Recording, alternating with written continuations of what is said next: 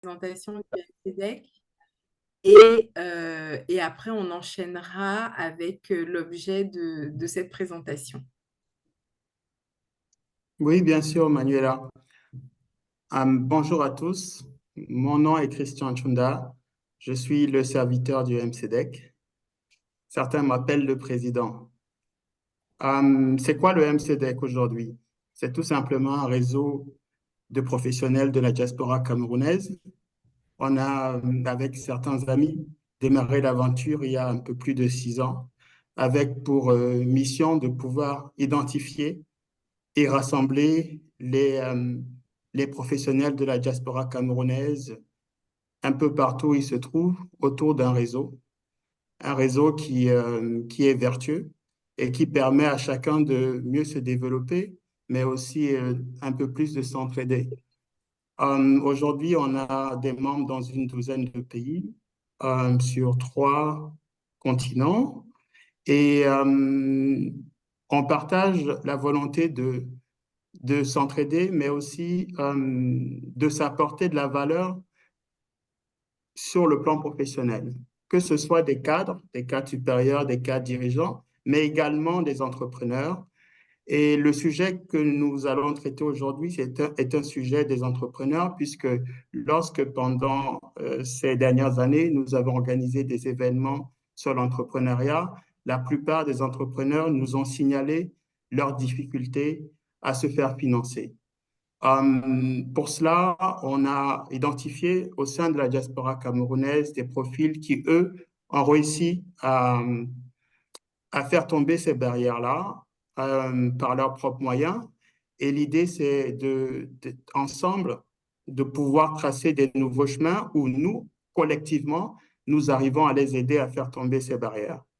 Donc, on est bien évidemment ravis de recevoir Nelly Chatieu-Diop, cofondatrice de la société Ejara, pour nous éclairer sur les investissements possibles de la diaspora et les épargnes possibles, et aussi nous parler de son aventure d'entrepreneur avec la société Ejara. Elle sera bien évidemment aidée par d'autres personnes qui participent à cette aventure depuis un peu plus de 4 ans.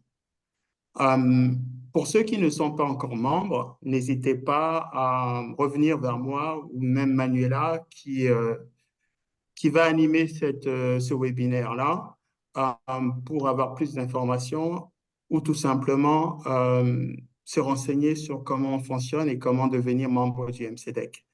Vous aurez pendant ce petit instant la possibilité également de connaître d'autres membres du MCDEC qui sont présents et qui assistent à cet événement. Et ça sera toujours une première étape de voir comment est-ce que fonctionne le MCDEC de l'intérieur. En tout cas, je vous remercie d'avoir pris de votre temps un dimanche pour pouvoir vous rendre disponible pour cet événement et surtout encourager Nelly ainsi que son équipe dans cette belle aventure de l'entrepreneuriat. Merci. Merci, Président. Merci Christian pour cette présentation.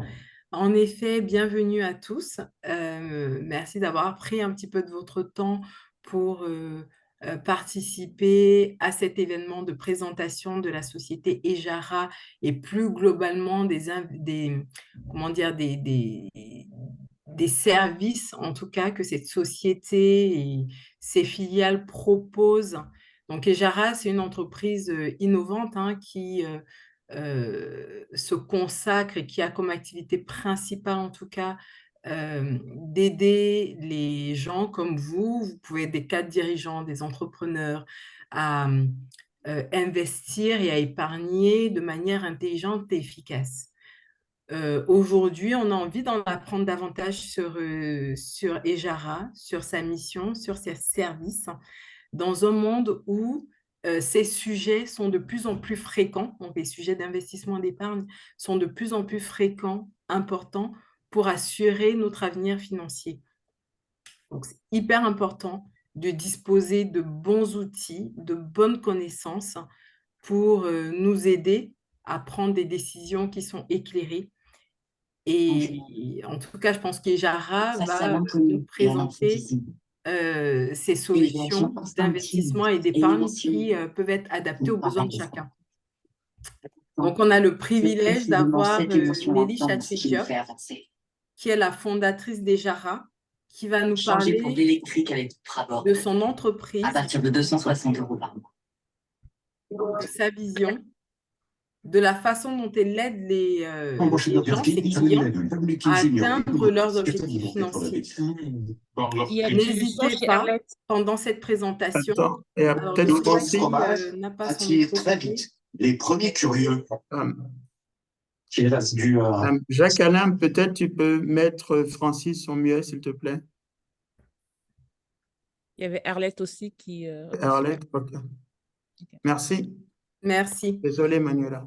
Non, pas de problème. Donc, je reprends. On a le privilège d'accueillir Nelly Chatwe-Diop, qui est la fondatrice des Jara, qui va nous parler de son entreprise, de sa vision, de la façon dont elle aide les gens en fait, à atteindre leurs objectifs financiers. Et n'hésitez surtout pas à poser des questions, à interagir. On n'est pas, enfin voilà, on est en famille, hein, donc l'objectif, c'est vraiment d'avoir ce moment privilégié d'échange pour en savoir plus sur sa structure et son approche en fait de l'investissement et de l'épargne.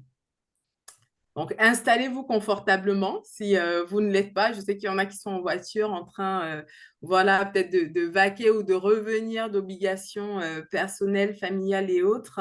Mais en tout cas, on est convaincu qu'on va repartir à la fin de ce webinaire avec beaucoup d'informations, des idées précieuses pour nous permettre de construire en tout cas notre propre parcours d'investissement ou d'épargne et profitons de cette occasion pour en apprendre davantage chez Jara. Donc Nelly, je te passe la main pour que tu nous présentes la société, ton activité et qu'on puisse échanger et interagir là-dessus. Papa, comment Merci c'est beaucoup, un Manuela. S? Tu me montres ici. Tous. C'est dimanche, c'est normal et voilà, papa, maman, donc pas Comment de faire un S? problème. Tu me montres ici. la S. Oui, tu me montres ici. Donc, Un S. bonsoir à Faut tous. faire En tout cas, c'est un réel plaisir Oui, de oui, demande des stylos, discuter et là. d'échanger S. avec, avec les MCDEC et S. les aspirants MCDEC. J'avais déjà eu l'opportunité il y a 2 ans d'échanger avec quelques-uns d'entre vous. Et cette fois-ci, je me suis dit, essayons d'avoir une approche beaucoup plus interactive que didactive. Donc, je ne vais pas vous accumuler de pas mal de slides. On en voit déjà assez dans nos jobs. Je vais partager mon écran dans quelques instants. Il y aura juste une fact sheet, une page qui récapitule un peu et Jara à date, c'est quoi et qu'est-ce qu'on fait. Mais l'idée vraiment, c'est de présenter succinctement l'entreprise, nos services et surtout qu'on échange, que vous puissiez poser vos questions, qu'on puisse aller dans les cas d'usage, qu'on puisse illustrer les cas d'usage au travers des parcours clients que nous voyons au quotidien. Peut-être pour faire un bref rappel historique avant de partager mon écran. Et Jara est en 2020, comme Christian l'a dit, exactement le 14 mai 2020, un jour avant mon anniversaire. Et en fait, Jara naît de cette volonté d'utiliser la technologie, les technologies innovantes, notamment la blockchain, pour pouvoir démocratiser les services financiers, que ce soit en Afrique francophone ou pour la diaspora. Je pense que bon nombre d'entre vous ont vécu ou ont eu des familles qui ont vécu la dévaluation de 94. Et je pense que pour bon nombre d'entre nous, ça reste encore un trauma. Et c'est vrai que pendant longtemps, je me suis posé la question, si jamais il y avait une dévaluation aujourd'hui, qu'est-ce qu'on pourrait faire? Qu'est-ce que mes parents en particulier auraient pu faire différemment pour ne pas tomber dans le chaos que vous avez vécu à ce moment. Et en fait, je pense qu'au travers de la technologie, au travers de la blockchain, et des solutions qu'elle permet de développer, que ce soit solutions d'investissement ou d'épargne. On a un début de solution dans le sens où comment faire en sorte de diversifier finalement ces fonds, ces revenus qu'on a du mal à gagner. Comment faire en sorte, dans un monde qui est de plus en plus polarisé et qui met toujours l'Afrique au banc, de pouvoir tranquillement faire nos cross-border transferts, pouvoir changer du ZAF vers de l'euro ou du dollar et vice-versa. Comment, dans ce monde-ci, utiliser finalement les différentes solutions que nous proposent les marchés financiers locaux aussi pour commencer à construire notre projet de retour. Souvent, la diaspora, on parle de business, on veut lancer un business, mais on n'est pas sur place. Et du coup, on se lance, je ne sais pas, dans les constructions de meublés ou alors un business avec un frère du village ou un frère tout court. Et ça ne se passe pas bien parce qu'on n'est pas sur place. Et donc, comment trouver des solutions peut-être un peu plus sécurisées pour commencer à préparer ce retour tout en faisant fructifier son argent. Donc, c'est un peu le sens de nos réflexions au quotidien chez Jara et le sens de tous les produits que nous développons. Aujourd'hui, j'ai la chance d'avoir dans l'assistance pas mal de Ejarans, dont l'un de mes cofondeurs, Tierno, qui se cache. On a aussi Serge qui pilote notre filiale Asset Management, Assanatou, la directrice commerciale, qui pourra répondre à toutes les questions très précises sur comment se passe le cross-border transfer, parce que c'est la reine du cross-border transfer. On a aussi Queen qui est en charge de la communication et différents projets de notre fondation. Donc voilà, il y a pas mal de monde dans la salle pour répondre vraiment à vos questions ultra précises. Donc sans plus tarder, je vais essayer de partager et vous allez me dire si vous voyez. Voyez-vous mon écran? Oui. OK, très bien. Donc Ejara, si on faisait une photo d'Ejara à date, au 28 avril 2024, ce serait plus de 100 millions de dollars de volume de transactions processées depuis la création, 10 millions de dollars levés au travers de 2 tours de table, un taux d'amorçage en 2021 et une série A en 2022. Pour ceux, souvent la question revient, qui sont vos investisseurs? Pas beaucoup de business angels, beaucoup plus de fonds de capital. Et on couvre vraiment du coup tous les continents parce qu'on a des fonds, américains, beaucoup de fonds américains. Nous avons des fonds européens plutôt du UK. Nous avons des fonds singapouriens, chinois et japonais. En fait, on s'est dit qu'on ne voulait pas être à la merci d'un continent plutôt que d'un autre et donc de pouvoir ratisser large. Je pense que le prochain tour de table, on essaiera d'aller aux Émirats et tout. Je pense qu'en tout le monde autour de la table, ils se battent et nous permettent d'avancer suivant notre propre idée.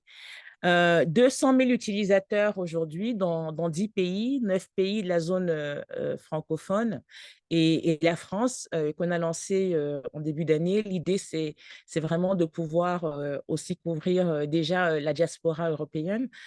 Et on a 7000 marchands. C'est marrant, quand je parle de marchands, c'est vraiment ces petits commerçants. Ce sont nos Ben Sikiner, nos Bayam Salam, ce sont nos petits menuisiers, nos petits garagistes. Et en fait, cette niche d'utilisateurs a vraiment adopté la solution d'épargne qu'on propose à partir de 1000 francs CFA. Ça me fait la transition sur notre offre produit à date. Donc, Ejara est déjà connu pour la partie crypto. C'est vraiment le premier produit qu'on a lancé. L'idée, c'était de se dire, on a aujourd'hui, vous savez, le monde financier s'est construit au fur et à mesure. Et quand on regarde avant 2012, tout le monde a l'impression que les obligations, les actions, les options, les options dérivées ont toujours existé. Alors qu'en fait, ça s'est fait crescendo. Les actions sont arrivées, il me semble, après les obligations, qui étaient d'abord les obligations d'État, puis on a eu aussi les obligations privées d'entreprise. Donc, le marché financier se construit et quelquefois, il y a tout le temps, il y a de nouvelles classes d'actifs. Et donc, quand on pense au Bitcoin, n'étant pas une extrémiste qui pense que peut-être ça va remplacer la monnaie demain, ma thèse d'investissement sur le Bitcoin depuis 2015 que je suis dans l'écosystème a été de me dire, c'est une nouvelle classe d'actifs financiers qui se crée à côté des obligations, des actions, des options. Et c'est la première fois finalement que face à ce saut technologique, en Afrique, on peut prendre le train en même temps que les autres. Parce que toutes les autres grandes innovations technologiques qui se sont déroulées par le passé, où on était totalement coupé du reste du monde, où on était esclave, où on était colonisé. Et donc, cette nouvelle classe d'actifs financiers, en plus qu'elle a particularité d'être décentralisée, donc on n'a pas besoin d'avoir un intermédiaire qui décidera que suivant la couleur de notre peau, suivant qu'on soit une femme ou un homme, qu'on soit riche ou pauvre, on peut y participer ou pas. Il me semblait pertinent de pouvoir offrir à tout un chacun, disposant du franc CFA aussi, la possibilité de pouvoir s'en procurer en me disant, mais demain, cet actif financier va se démocratiser et il serait con que finalement personne en Afrique n'en ait. Quand on entend aujourd'hui le patron de BlackRock, qui est le plus grand fonds finalement d'asset management du monde, qui dit le Bitcoin, c'est l'or digital, et quand on regarde les réserves en or physique de nos pays, on en pleure alors que nous produisons de l'or. Alors cet or digital-là, essayons de ne pas reproduire la même chose. Donc, qu'est-ce que nous avons fait comme produit par rapport au Bitcoin, au crypto?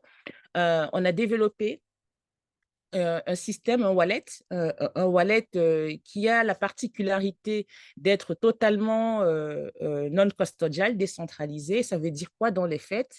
Ça s'oppose un peu au système bancaire. Quand vous allez déposer votre argent à la banque, finalement, la banque utilise votre argent pour faire des prêts notamment, et dans ses coffres, peut-être garde 1/10 de votre argent. Donc, quand vous lisez dans votre compte bancaire, si vous avez déposé 100 000 francs, que vous avez 100 000 francs, en fait, c'est la banque qui fait une reconnaissance de dette. La preuve, on l'a vu au Liban, on l'a vu à Chypre, on l'a vu dans différents pays. Quand la banque fait faillite, elle n'a pas votre argent dans ses coffres, en fait. L'argent n'y est pas, puisque l'argent était utilisé pour faire des prêts et autres. Avec un wallet décentralisé, ça ne se passe pas pareil. Quand vous achetez, quand vous avez un Bitcoin dans votre wallet, il vous appartient vraiment. Ça veut dire que ni Ejara, ni un gouvernement, enfin, personne ne peut venir vous le prendre parce que vous l'avez mis dans un wallet qui est comme un coffre-fort digital dont vous possédez l'adresse, qui est votre clé publique, et le code secret, qui est votre clé privée et qui se présente sous la forme de 12 mots. Donc, quand vous créez votre wallet crypto dans Ejara, si vous téléchargez l'application mobile, vous avez directement votre wallet, vous avez 12 mots. Et ces 12 mots, c'est la chose la plus précieuse que vous ayez parce que ça permet finalement d'avoir accès à vos actifs où que vous soyez dans le monde, que ce soit via Ejara ou une autre plateforme, parce que vous pouvez prendre vos 12 mots, télécharger une autre application créée par des Israéliens, des Russes, des Chinois, des Américains. Tapez vos 12 mots et vous allez revoir dans le wallet externe tous vos actifs que vous avez via l'interface Ejara. Ça nous semblait pertinent, étant donné que dans nos écosystèmes, on n'a pas forcément des gouvernements vertueux, de pouvoir aller avec cette technologie-là, mais de cette manière puriste qui fait en sorte de protéger et d'avoir une sécurité accentuée pour nos utilisateurs.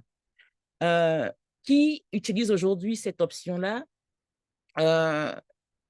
Ben, aujourd'hui, aux États-Unis, en Europe, on voit de plus en plus des banques en détenir, on voit des institutionnels en détenir, on voit même des entreprises telles MicroStratégie en avoir sur leur balance sheet parce qu'elles elles font le pari que de toute façon, ça s'apprécie dans le temps. En Afrique, c'est encore plutôt le retail, donc monsieur et madame tout le monde, donc on voit beaucoup de jeunes, des jeunes qui sont finalement digital natifs, qui sont passionnés par cela, et aussi on voit beaucoup de high net worth individuals qui ont déjà d'autres actifs, type de l'immobilier, des actifs en bourse, et qui veulent diversifier en mettant 1%, 2% de leur épargne dans le Bitcoin. Le deuxième produit que nous avons développé, qui s'appelle l'épargne, on l'a appelé épargne, mais en vérité, ce sont les dettes souveraines, des obligations souveraines de nos États de la zone CEMAC.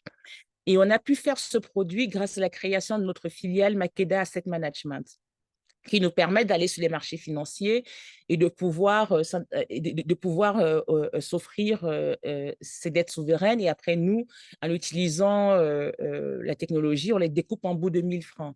Parce que jusqu'à ce que Ejara arrive, ces dettes souveraines-là, qui sont assez lucratives, hein, on parle de rendement entre 5% et 8% suivant la maturité, n'étaient accessibles qu'aux high net worth individuals, aux institutions. Si vous n'aviez pas au moins 1 million de francs CFA, ça allait être très, très compliqué de pouvoir, impossible même. Et même si vous avez 1 million, vous allez dans votre agence bancaire, souvent, ils ne savent même pas de quoi vous parlez. Parce que ce que les banques faisaient en zone CEMAC, elles prenaient l'argent justement que vous déposez, qui est dormant sur vos comptes, plutôt que de faire beaucoup plus de crédit à l'économie, elles vont acheter des bons du trésor qui rapportent 7%, 8%, et ensuite elles prêtent l'argent à l'économie à 14, 15%, ou alors elles vous font des produits d'épargne à 2% ou à 1,5%, 2%. Donc, nous, il nous a semblé pertinent de pouvoir donner accès à tout le monde. Donc, quand on repart sur nos 7000 commerçants Bayam Salam Ben Sikiners, quels produits ils achètent le plus? C'est ce produit d'épargne-là.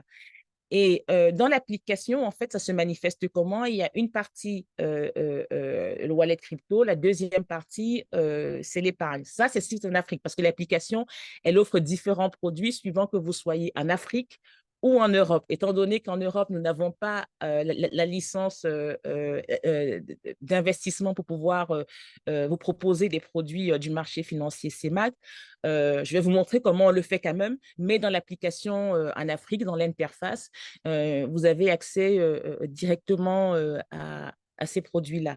Et pourquoi nous l'avons appelé épargne? Déjà, il fallait, en termes de communication et de marketing, se rapprocher de ce que les gens connaissent. Et la deuxième chose, c'est par rapport à la garantie qu'il y a derrière ces dettes souveraines. Nous sommes dans une zone avec avec ce point unique où normalement, une dette souveraine est garantie par l'État qui est endetté. Mais en zone CEMAC, la BEAC fait une garantie supranationale. Parce que par le passé, je crois qu'il y a 20 ans, des pays comme le Cameroun n'avaient pas été très vertueux face à leurs obligations souveraines. Et donc, quand la CEMAC a voulu relancer le marché financier, les investisseurs étaient frileux d'y aller en se disant qu'est-ce qui se passe si les États sont voyous comme à l'habitude et on leur prête de l'argent et le moment de rembourser, ils disent on vous rembourse 10 centimes sur le franc CFA parce qu'on n'a rien. Et donc, pour se prémunir de ça, la BEAC a mis en place des systèmes de contrepartie qui font en sorte que même quand un État est défaillant temporairement, elle sursoit cet État. Et on a eu le cas pour la RCA ou pour le Tchad où ça s'est bien passé avec les investisseurs. Donc là, nous sommes sur le produit épargne. Ce produit épargne-là, qui finalement le pendant, quand je parle d'asset management juste après, aujourd'hui, comment la diaspora y a accès? Parce qu'on a beaucoup de membres de la diaspora qui ont accès à ce produit. Qu'est-ce qu'ils font? Ils passent directement par Makeda Asset Management avec Serge Tamak, le DG qui est ici présent et qui a une expérience de plus de 15 ans dans les plus grandes banques au Cameroun. Donc, la diaspora, ils passent directement Makeda Asset Management, ils y créent leur compte, leur compte titre et soit souscrivent via un mandat de gestion, Serge expliquera mieux que moi, où finalement il place un capital précis et il décide que les intérêts soient versés ou tous les mois, ou tous les trimestres, ou tous les semestres, ou tous les ans à leur famille. Ça, c'est une façon qu'ont quelques personnes de la diaspora de pouvoir finalement financer leur famille au pays comme ils le font tout le temps, mais sans toucher au capital. Donc, c'est ce capital qui génère les intérêts et nous, on est censé redispatcher à leur maman, à leurs sœurs et autres. D'autres, finalement, gardent leurs avoirs et quand ça génère des intérêts, nous disent de réinvestir les intérêts pour finalement bénéficier des intérêts de l'effet cumulé pour pouvoir réaliser un projet qu'ils ont au Cameroun dans 5 ans ou dans 10 ans. Ensuite, on a le produit Cross-Border Transfer qui va intéresser beaucoup d'entre vous. Et là, il s'agit vraiment, comme son nom l'indique, hein, de pouvoir faire bouger de l'argent, que ce soit de l'euro vers du ZAF, de l'euro vers du ZAF vers de l'euro, du ZOF vers de l'euro ou du ZAF vers le ZOF et vice-versa. Et nous, on passe par les rails blockchain pour pouvoir le faire par des stablecoins. Mais finalement, la technique derrière n'est pas très importante. Nous, par le jeu des différentes licences qu'on a, on arrive à le faire dans tous les sens. Et là, vraiment, on est sur des montants de transfert qui vont, je ne sais pas, de millions. Enfin, déjà, moi, 2 secondes, j'ai mon fils aussi qui veut poser des questions.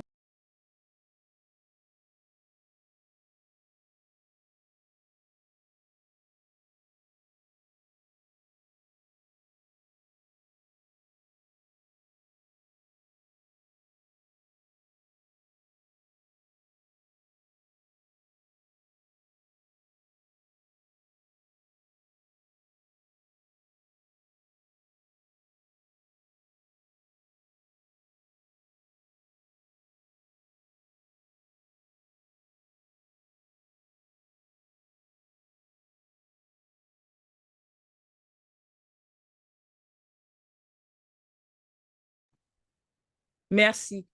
Oui, donc je disais, en fait, sur les cross-border transferts, nous avons des individus aussi bien que des entreprises. Donc, je crois que le plus gros transfert qu'on ait fait à Sanato, si je ne me trompe pas, doit être de 600 millions de ZAF vers l'euro. Donc, en fait, c'est pour vous montrer que, quel que soit le montant, en fait, ça ne nous fait pas peur. On arrive à le faire dans tous les sens, que ce soit ZAF-ZOF, ZAF-Euro, Euro-ZAF et vice-versa.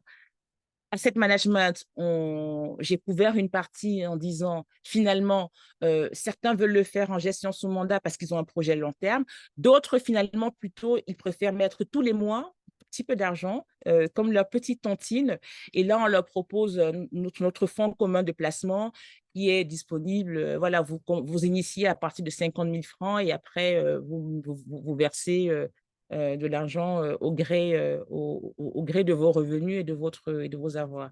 Le treasury management, c'est vraiment particulier au Cameroun. On accompagne les institutions, souvent les entreprises, pour booster leur trésorerie en allant sur le marché monétaire. Et on fait aussi du conseil financier, notamment pour les aider à structurer leurs demandes de crédit ou leur, pas de levée de fonds, mais leur demande de crédit en général. Donc, voilà à peu près le panel de produits que Ejara couvre aujourd'hui et on le fait au travers de 3 filiales. La filiale française avec un bureau basé à Bordeaux. Donc, tous ceux qui sont du côté de Bordeaux, passez nous voir. La filiale d'Afrique centrale avec un bureau à Douala. Vous êtes les bienvenus aussi. Et en zone UMOA, nous avons un bureau à Abidjan. Et nous sommes 63 collaborateurs à date. Donc, j'attends vos questions.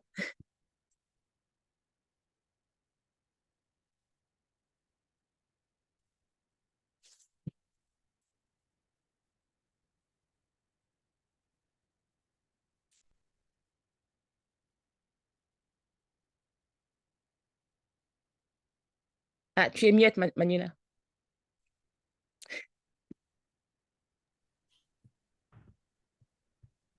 Ok, merci à la technique. Nous avons une question là sur le chat de Gilles qui demande, bon, alors il a plusieurs questions, donc on va y aller par étapes. Quelle est la rentabilité pour le produit Treasury Bond? Treasury bonds, ok. Donc, suivant, je le disais, en fait, le produit de base, imaginons que vous voulez, sur le marché aujourd'hui, on est entre 5% et 7% à peu près, voire même 8% suivant la maturité de placement.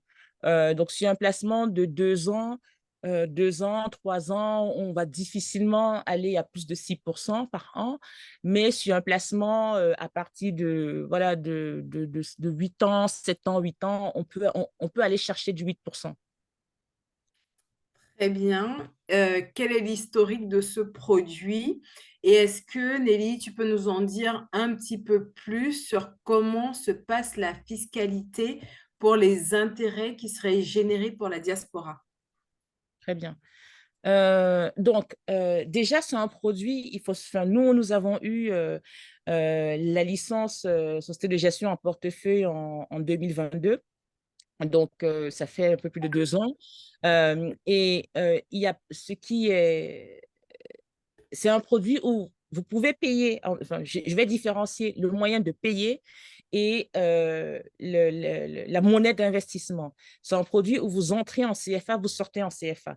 Mais on vous donne la possibilité, parce que nous avons des rails pour faire euro-CFA, de pouvoir recevoir des euros et que derrière, on les transforme en CFA avec aucun frais pour vous. Mais c'est vraiment un produit où vous entrez en CFA, vous sortez en CFA. Et finalement, à date, sur les Treasury Bonds, comme la BEAC veut booster ces investissements-là, il y a zéro fiscalité. Il y a pas d'impôt. Vraiment, même au Cameroun, il n'y a pas d'impôt sur la partie Treasury Bonds. Donc, c'est vraiment net, net, net, net. D'accord. Et du coup, est-ce que, il y a des frais qui sont liés à la sortie de l'argent dans le portefeuille si jamais on a envie de, voilà, si je comprends bien la question, hein, de vendre pour redistribuer à la famille, par exemple? Non, non, non. Nous, on ne met pas de frais là-dessus. D'accord.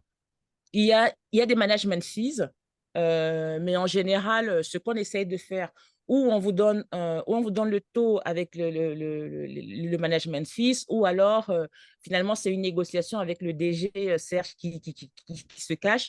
On s'engage sur un rendement net de tous les frais, et comme ça, vous avez une meilleure visibilité, quoi. Mais pour la sortie, parce que comme on est aussi bien intégré avec tous les mobile money, le virement bancaire ne coûte pas d'argent. Voilà, c'est minable par rapport à… Voilà. On intègre tous ces frais-là. Aujourd'hui, nous, on ne facture pas cette redistribution à la famille. On ne l'a jamais fait en tout. Serge, est-ce que je me trompe? Non, non, c'est bel et bien ça. Bonsoir à tous. Bonsoir. Bonsoir, Serge. Alors, on a une autre question d'Alex, membre du MCDEC, qui demande quelles sont les licences que possèdent Ejara ou Makeda, donc en fonction du type de produits qui sont proposés, et sous quelle régulation, j'imagine, opère Ejara. Bien sûr. Et donc, du coup, Ejara en France a la licence prestataire actif numérique. Donc, cela nous permet de pouvoir faire euro à crypto, crypto à euro. Donc, vous commencez à comprendre la première partie de notre cross-border transfert, parce que quand vous venez avec des euros, finalement, vous achetez des cryptos. On passe par des cryptos stables, donc soit des cryptos adossés à l'euro, des cryptos adossés au dollar. Donc, en fait, derrière, nous, on enregistre ça comme un achat de stablecoin, puis il y a un transfert de stablecoin de votre wallet européen au wallet africain, et côté Afrique, du coup, c'est une vente de stablecoin pour le CFA. Donc, en Europe, étant donné que l'enregistrement PSAN a été, mis en place, la régulation depuis 2019, nous avons acquis notre licence en 2022. En zone CEMAC, il n'y a pas encore de régulation vraiment. Enfin, c'est un peu changé, je réexplique. L'activité de crypto n'est pas régulée. Elle n'est pas légale, elle n'est pas illégale. Et ça, c'est vraiment pour avoir discuté, que ce soit avec la BEAC ou avec la BCAO. Elle n'est pas légale, elle n'est pas illégale, mais ils savent qu'on le fait, ils nous laissent faire. Du moment où on ne fait pas trop de conneries. Mais la bonne nouvelle, c'est que l'année dernière, le règlement général de la COSUMAF, dont l'équivalent de l'AMF en Afrique centrale, en CEMAC, a écrit le principe de prestataire actif numérique comme en France.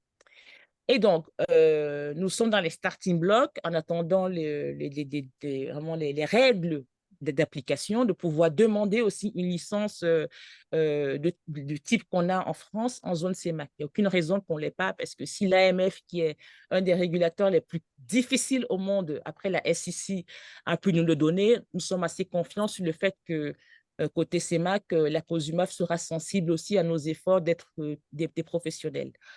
Et en zone UMOA, on a aussi une licence de change qui nous permet justement de faire aussi ces activités un peu de rémittance. l'activité sur les marchés financiers est couverte par Makeda Asset Management, qui a 2 licences.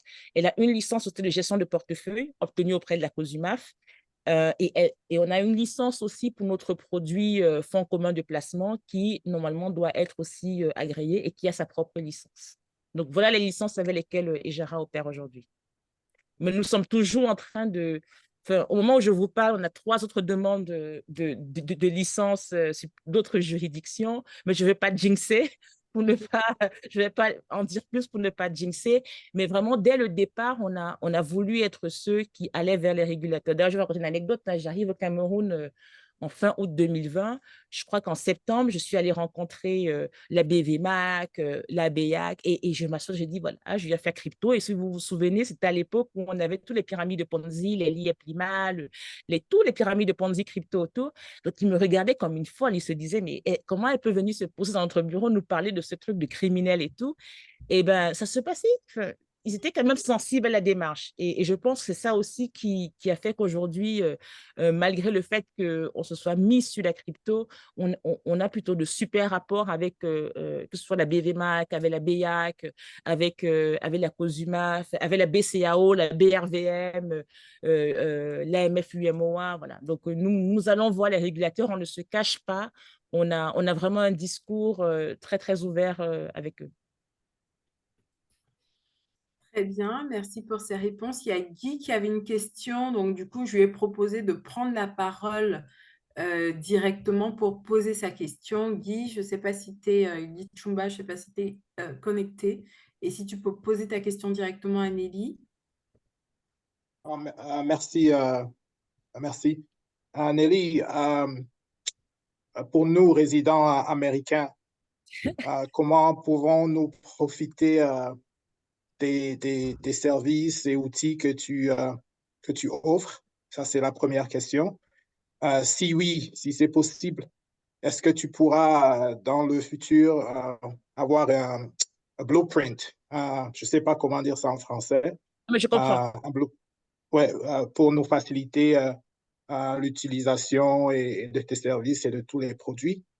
Et puis, autre question, en termes de foreign exchange, pour un gros projet structurant, Cameroun, est-ce que vous pouvez accompagner ce genre de choses jusqu'à, disons, 500 millions de dollars, un truc comme ça, 500 millions d'euros. Donc, voilà.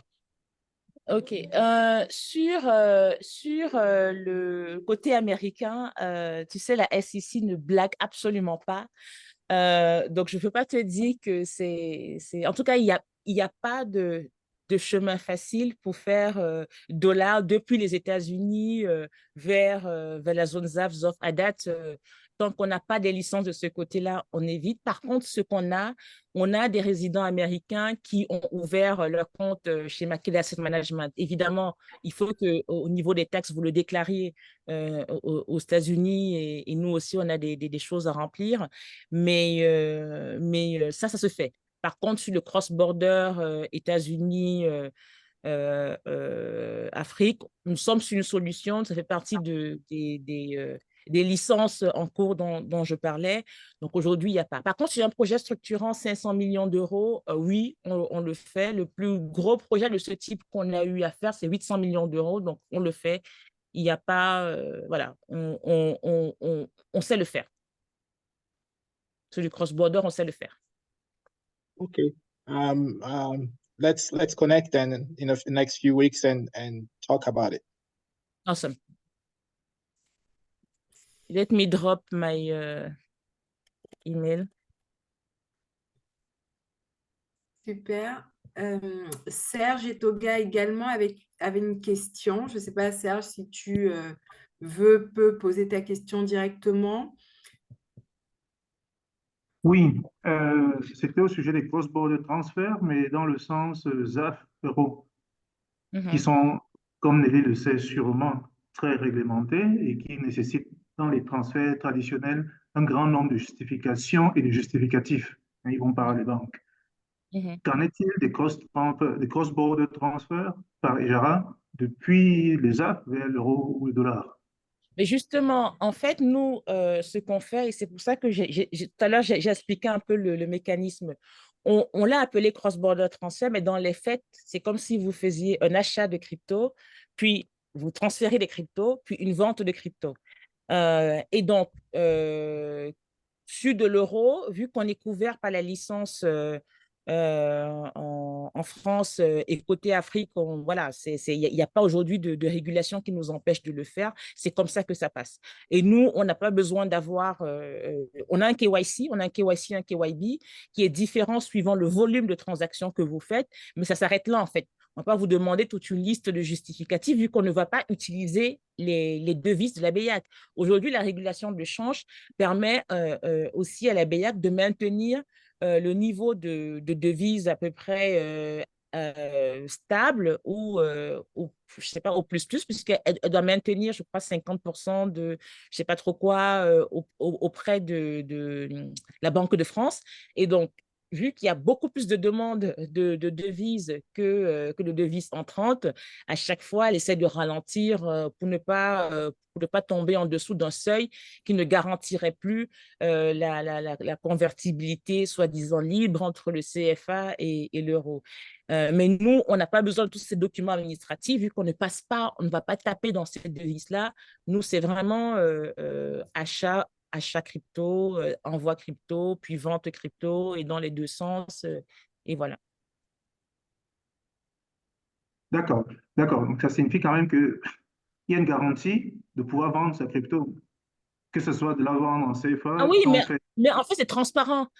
En fait, cette partie de vente, on voit, c'est transparent pour le client. Le client, lui, ce qu'il voit, c'est qu'il a déposé des AF et il reçoit des euros. Évidemment, des deux côtés. Côté ZAF, il va falloir qu'on fasse un KYB, KYC de la personne ou l'entité qui fait le dépôt ZAF pour qu'on sache exactement d'où vient, qui c'est, d'où viennent les fonds. Et côté euro, la personne qui reçoit ou l'entité qui reçoit doit aussi faire un KYB. Du coup, côté zone euro, qui est souvent un peu plus demanding, et, parce qu'on doit savoir aussi qui c'est, quel est le lien et tout et tout. Donc, mais du moment où on a ça, en fait, on peut faire les transactions, oui. D'accord, ok, merci, c'est clair. On le fait tout le temps, on le fait tous les jours. D'ailleurs, c'est vraiment voilà, c'est une de nos plus grosses activités. D'accord, combien de temps ça prend? C'est le temps des virements, en fait, c'est des virements bancaires qui jouent. Du moment où on a le ZAF, en général, le lendemain, si votre banque permet les virements instantanés, au plus tard le lendemain, voire le même jour, vous l'avez. Si ce n'est pas instantané, vous l'avez le lendemain. C'est vraiment le temps des virements parce que du moment où on reçoit le ZAF, nous, on fait tout de suite la transaction crypto. Donc, et on a la crypto sur votre wallet européen dans la foulée. Vraiment, c'est moins de 10 minutes. Et ensuite, c'est le virement suivant. Est-ce que c'est instantané? Pour certains clients, ça l'est. Des fois, ça prend 24 heures. Le maximum, c'est 24 heures que j'ai observé. D'accord. Et ça peut être viré sur n'importe quel compte qui vous est donné? Oui, un compte euro, pourvu que ce compte euro appartienne à quelqu'un ou une entité qui a été KYC, KYB chez nous, tout à fait. D'accord, ok. Ok. Merci, merci Nelly. De rien. Merci Nelly. Donc, on a un petit commentaire de Gilles qui a posé tout à l'heure sur les sujets de fiscalité. Gilles, est-ce que tu veux compléter par rapport à ce que tu as mis sur le chat? Donc, en gros, le point, c'est que sur les investissements à l'étranger, tout doit être déclaré. Gilles, tu es connecté? Oui, allô, bonsoir. Bonsoir. Oui, déjà, merci pour les explications. Donc, je suis en train de dire pour la diaspora et ceux qui ont la nationalité française, il me semblait que normalement, tous les investissements à l'étranger doivent être déclarés en France. Donc, les intérêts qui vont être générés par les Treasury Bonds ne doivent pas être déclarés ici en France. Et dans quel cas est-ce que ça sera taxé comme la flat tax, comme dans les porte-monnaies crypto qu'on a ici en France? Mais de toute façon, la flat tax, les porte-monnaies crypto, c'est pareil, c'est 30%. Hein. Et ça, vraiment, je ne suis Oui. pas expert fiscaliste, je t'avouerai. Moi, tout ce que je sais, je pense que dans les personnes à la diaspora qui ont investi au Cameroun, je ne suis pas sûre qu'il y a déjà entre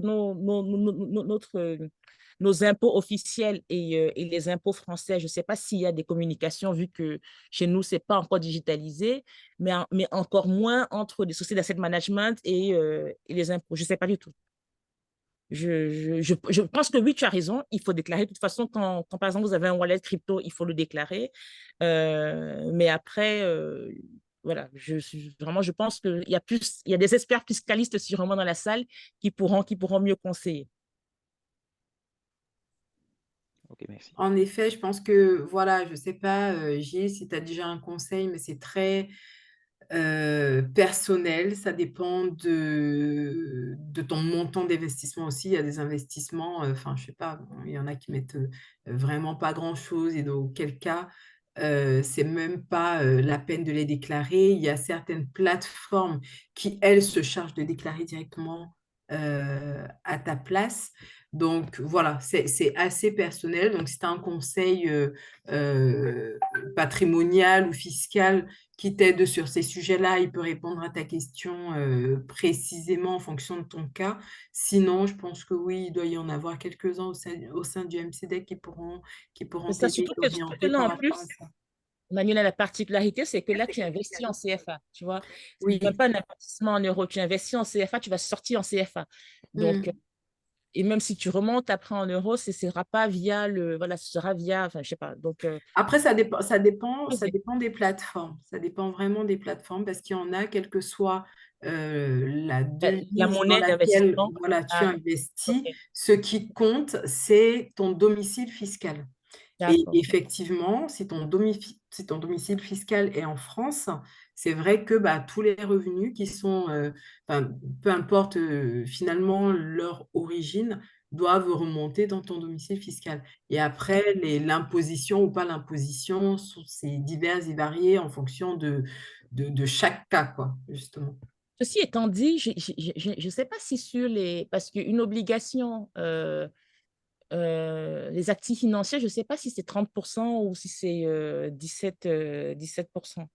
Ça, il faudrait peut-être regarder. Les cryptos, je sais qu'au-delà de 300 euros, c'est 30% si jamais vous faites une plus-value. Mais sur les actifs financiers, il me semble que c'est un peu moins, Gilles, même en France. Je sais qu'on est au de Ok, 17%. merci. À voir, oui. Alors, Nelly, concrètement, aujourd'hui, supposons qu'il y a des personnes ici intéressées par le Treasury Bonds ou bien le Cross-Border Transfer. Qu'est-ce qu'il faut faire? Mais là, je vais vous mettre les contacts idoines pour les différents sujets. Donc, sur le Treasury Bonds, j'écris dans le chat, hein.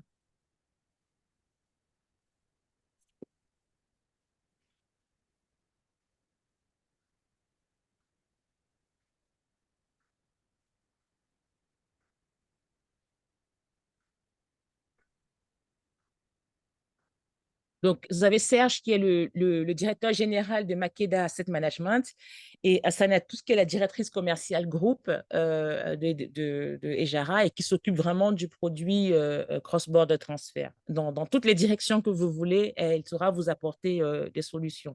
Et d'ailleurs, on a souvent des clients qui nous poussent à ouvrir des corridors. Le corridor ZAFZOF, on ne l'avait pas jusqu'à 2 semaines.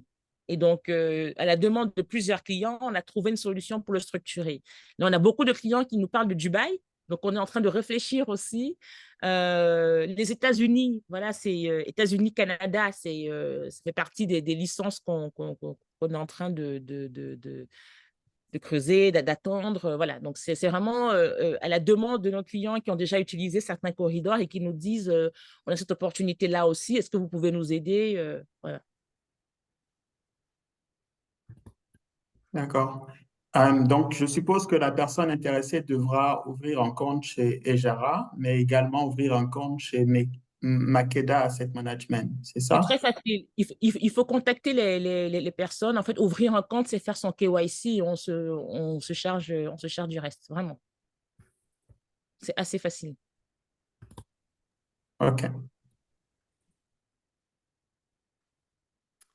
Ok, super.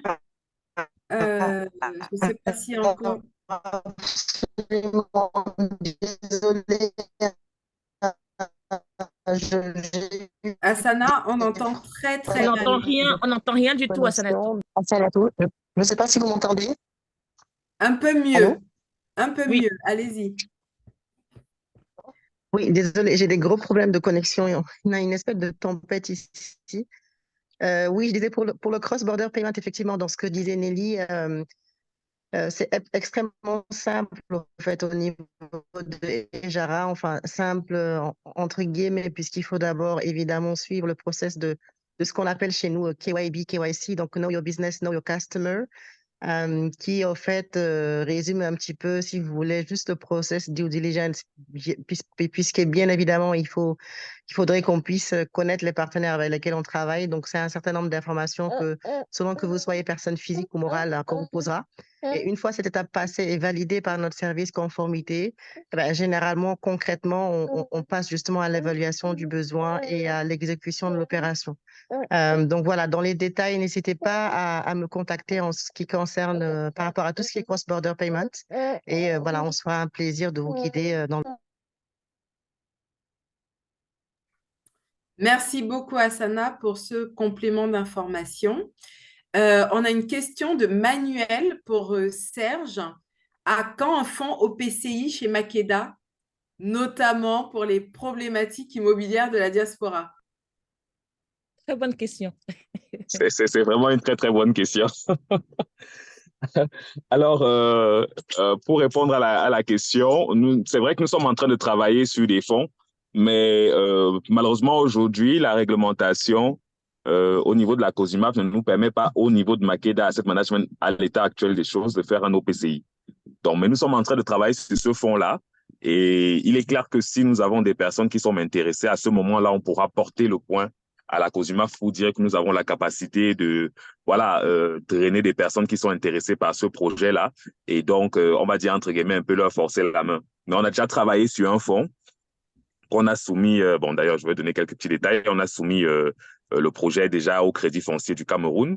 Donc, effectivement, ce serait une petite plateforme avec laquelle nous pourrons travailler, vous et nous, au travers justement d'acteurs qui sont déjà sérieux, qui ont déjà fait leurs preuves en matière de construction et sous la coupole du Crédit foncier du Cameroun, qui est, on va dire quoi, la banque de l'État qui assure la mise à disposition des crédits si peut-être vous venez avec des apports. Et le reste maintenant à suivre sous forme de crédit avec des remboursements selon ce qu'on aura défini ensemble. Donc, on est en train de travailler sur ces projets-là. S'il y a des personnes qui sont intéressées, peut-être sous le couvert de Nelly, vous pouvez nous donner la force de porter le point à la COSUMAP pour qu'on agrée justement ce fonds OPCI-là. Et on vous donnera les détails dans les prochaines semaines, certainement. J'espère avoir répondu. Merci infiniment. Manuel. Merci pour le retour, Serge. Merci. Je posais la question effectivement parce que je crois on avait un petit peu échangé sur le sujet et je voulais savoir si je suis content de voir que ça évolue bien, en tout cas, ça va dans le bon sens. Merci. Je t'en prie, Manuel.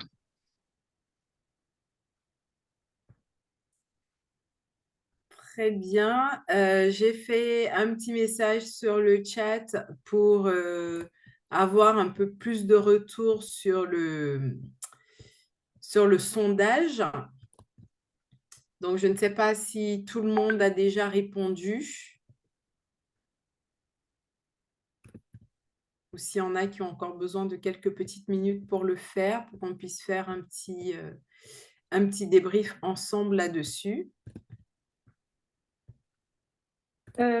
Manuela, dans mon cas, le sondage est apparu alors que j'étais au volant. Donc, j'ai pas pu le lire, j'ai juste cliqué sur soumettre. Et donc là, je n'ai plus accès. Je sais pas. Ouais, il a disparu, ouais. Okay. Donc, je ne sais pas comment je peux l'avoir à nouveau, ou même plus tard, parce que je serais au moins en tout cas intéressée d'avoir les questions. D'accord, ok. Bon, bah, très bien. Je ne sais pas si on peut le réafficher. Je pense que les réponses seront disponibles à Stella. Oui, bien sûr. Seront disponibles. C'est surtout les questions, parce que ma réponse, je ne sais même pas ce que j'ai juste cliqué pour pouvoir. Tu auras les questions et les réponses. Dès que Ah, Manuela bouclera, dès qu'elle donc, fermera officiellement le quiz. ne prenez pas en compte mes réponses, enfin, ma réponse alors, dans ce cas. Ok, merci. Alors, Anna, Alors, peut-être, j'ai une question pour Nelly et l'équipe, hein, peut-être également Serge. Aujourd'hui, quels sont les types d'épargne qui sont le plus sollicités par les personnes de la diaspora euh, dans votre portefeuille de clientèle?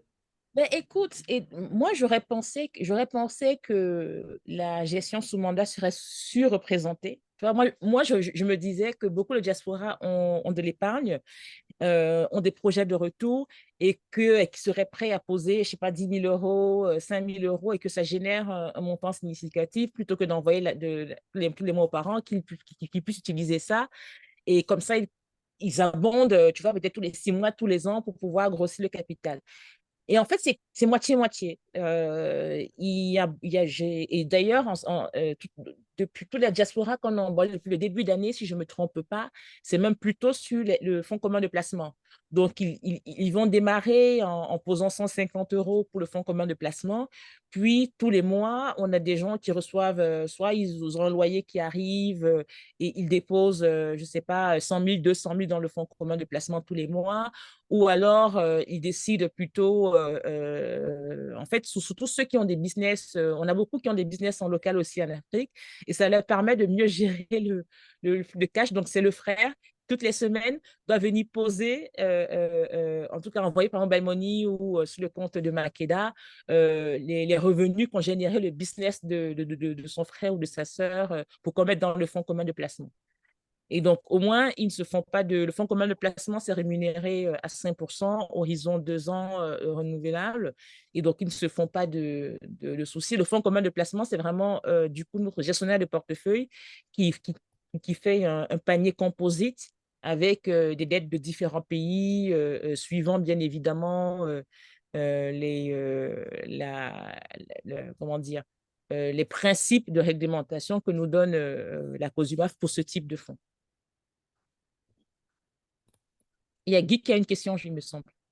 Vas-y, Guy. Oui, Nelly, c'est juste on ne connaît pas tes produits. On n'est pas, surtout nous ici, qui n'avons pas la possibilité de directement les utiliser. Bien sûr. On ne connaît pas les produits, donc on a besoin d'être un peu éduqué sur tout ce que vous faites, parce que vous faites beaucoup de choses. Moi, je connaissais ta compagnie, mais je ne savais pas exactement ce que vous faites. C'est aujourd'hui que je me rends compte qu'il y a pas mal de choses intéressantes. Donc ça, c'est un. Peut-être il faut avoir plus de communication pour nous. Et puis, moi, j'ai une carte de séjour camerounaise. Ça veut dire que je peux utiliser tes produits à partir du Cameroun. C'est vrai. Donc c'est des choses il faut nous éduquer. Voilà. D'accord. Mais Serge, peut-être toi, tu pourrais peut-être décrire mieux que moi la différence entre gestion sous mandat et fonds commun de placement et les avantages et inconvénients de chacun. D'accord. Alors, chez nous, à Makeda, comme Nelly le disait déjà, nous avons 3 produits principaux, la gestion sous mandat, la gestion collective et le conseil financier. Alors, pour ce qui est de la gestion sous mandat, c'est comme une gestion en fait sur mesure de votre trésorerie, parce que selon le profil de l'investisseur, il peut avoir des rendements sollicités. Et comme elle le disait déjà d'entrée de jeu, en fonction peut-être de la maturité et autres des produits. Et à ce moment-là, on fait une gestion dédiée en fait à la personne qui entre dans cette gestion-là. Donc, on signe avec elle un contrat de gestion sous mandat avec une durée bien limitée. Alors, pour l'offre Diaspora que nous avions fait par le passé, nous étions dans une offre de 10 millions minimum, un capital minimum à investir de 10 millions avec un rendement compris entre 5,5 et 7% net d'impôt, comme elle a dit, suivant le montant investi et l'horizon de placement, avec un horizon de placement minimum de 3 ans. pour bénéficier des 5,5, 6. Et maintenant, il est avec possibilité, selon, comme on le disait, le profil d'investisseur pour des versements d'intérêts mensuels, trimestriels ou annuels. Parce que dans le cas d'espèces, en fait, ce que nous voulons promouvoir avec les versements des intérêts selon le montant investi, c'est la possibilité justement de donner de l'argent à la famille dans le cas des envois et autres. C'est pour cela que Nelly précisait que notre produit, on entre en CFA et on ressort en CFA. Donc, il sera plus facile maintenant pour vous, au lieu de faire des envois, je dis n'importe quoi, par Western Union et autres, ou MoneyGram, de passer par le fonds et dire, OK, si mon capital, je dis n'importe quoi, investi, me permet d'avoir 100 000 par mois, je vais faire ressortir ces 100 000 par mois que je dédie à une personne de la famille pour l'aider à payer ses médicaments ou autres. Donc, ça, c'est la partie gestion sous mandat. L'avantage, comme on l'a dit, c'est elle est un peu plus rentable par rapport au fonds commun collectif qu'on va voir plus bas. Et l'inconvénient, c'est qu'il est question pour vous, en fait, de rester sur l'horizon qui a été dit. Maintenant, c'est vrai qu'il est possible de sortir, mais forcément, la sortie implique juste des frais de sortie. On va dire que c'est le principal inconvénient. Maintenant, pour ce qui est de la gestion collective, c'est une gestion mutualisée où nous, en tant qu'asset manager, on fait un composite de produits d'actifs financiers pour garantir un rendement. Sauf qu'à ce moment-là, le rendement qui est garanti, il n'est pas souvent à la hauteur de l'investisseur qui veut un peu plus de rendement. Aujourd'hui, par exemple, notre fonds commun de placement Makeda Horizon affiche une performance de 5%. Il est question maintenant, en termes d'objectifs, à la fin de cette année, de passer à 6%. Mais vous comprenez bien que s'il faille entrer dans ce fonds-là, vous allez commencer avec un rendement de 5% et qui va évoluer au fil du temps en fonction des souscriptions que nous aurons dans le panier composé dans le fonds commun de placement que nous avons mis. Par contre, ce qui est intéressant pour ce fonds commun de placement, c'est que vous avez la possibilité d'entrer avec un minimum de 50 000 et faire des souscriptions de 10 000 tout le mois, minimum. C'est ce qui est différent de la gestion sous mandat, puisqu'avec la gestion sous mandat, en fait, vous commencez avec un montant un peu plus élevé. Et donc, c'est principalement ça les différences et les produits que nous avons en termes de gestion. Je pense que j'ai répondu à la problématique. Et sur le conseil financier? Voilà, maintenant pour le conseil financier, comme Nelly le disait d'entrée de jeu, nous sommes capables de vous accompagner aussi bien dans une structuration d'investissement sur les marchés financiers que dans les structurations de vos demandes de crédit ou certaines levées de fonds auprès des banques que nous connaissons. Donc, il est question pour nous d'apprécier même votre patrimoine, voir comment est-ce qu'on peut vous rediriger, quelles sont les meilleures, les best practices qu'il faut faire, ce qu'il ne faut pas faire, comment il faut le faire. Ça, c'est l'expertise en fait qu'on propose en plus à notre clientèle qui aimerait avoir un peu plus de visibilité sur un accompagnement ou bien la mise en œuvre ou bien les échanges même avec les banquiers sur place. Et bien sûr, cette expertise n'est pas que limitée au Cameroun. Elle part au Congo, enfin, sur tous les pays de la CEMAC. Donc, c'est principalement ça, les trois produits que nous avons à date. Sachant que si vous avez commencé à faire de l'épargne, soit par gestion sous mandat ou par fonds commun de placement, donc vous détenez des actifs financiers, ça vous sert de collatéral aussi demain quand vous rentrez et que vous demandez un crédit à des banques locales. Hein. Donc, le marché financier aussi a ceci de bien qu'il nous sort des collatéraux historiques qui étaient les titres fonciers. Et que de plus en plus de banques, si vous êtes accompagné, vous savez comment structurer votre demande, utilisent aussi vos investissements et votre façon d'avoir investi comme collatéral pour faciliter l'accès au crédit en local.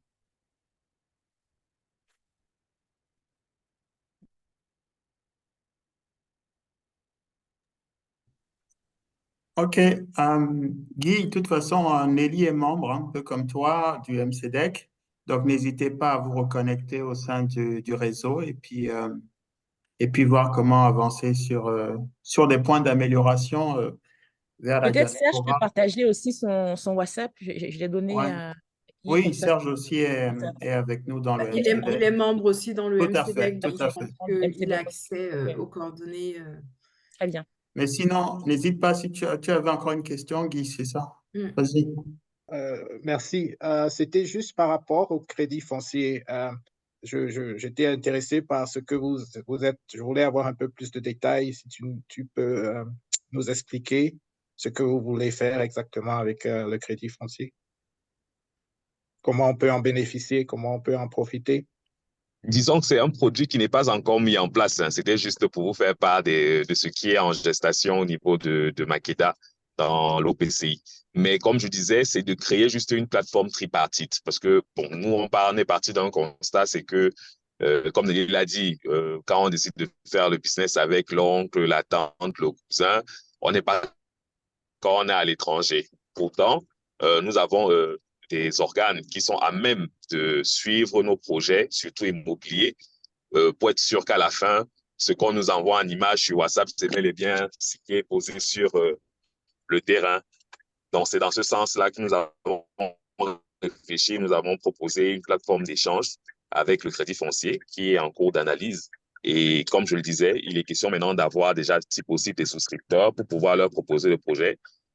Soit, ça sera une formule, hein, ça peut être au choix. Il y a des personnes qui peuvent avoir la totalité des fonds.